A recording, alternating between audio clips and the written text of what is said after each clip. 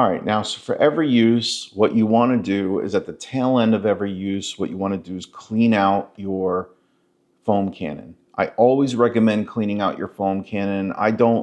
I'm not really a proponent of leaving any soaps in it because what happens is over time, the soaps tend to kind of, solidify. They start to coagulate, and they get to a point where they can clog up some of the screens or the orifice that's in here, maybe collect a little debris in the manifold, and then it causes problems in the future. So I know some people say that they like to kind of leave their foam and their soap in their bottle. I don't really, I'm not really a proponent of that. I say every time you're using it, you're basically done with it.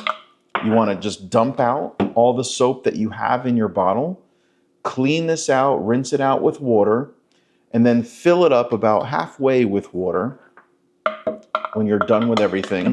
Connect your power washer, so there's no soap, just water in your canister.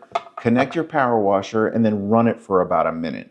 And then that'll clear out all of the soap that's in your manifold and get it to a point where it cleans everything out. It cleans your screen out, cleans your manifold, it cleans your orifice, and then it's got fresh water running through it. And that'll help you basically remove any caustic soaps that you might be using, like high pH soaps or low pH soaps. It'll clean out any soaps that might cause some, it solidifies a little bit, and it basically causes a little bit of clogging. So you want to basically avoid stuff like that, right? So use fresh water, put fresh water inside the bottle, run it for about a minute, and you'll be much happier in the end. And then you won't run into any problems with clogs or clogged filters or anything like that. So hopefully that helps. Now, the other thing that you could do in terms of maintenance is just basically check the O-rings that are on here. There is an O-ring on the inside of this manifold here.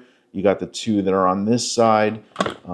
There's O-rings that are located in the nozzle, and there's an O-ring on this also, on this quick connect in here. Just double check those every now and then, make sure that they're solid, make sure that they're not warping or becoming damaged, because over time what happens is these rubber O-rings start to get damaged, and it takes a little time for that to happen, but just pay attention to it and make sure that everything is good.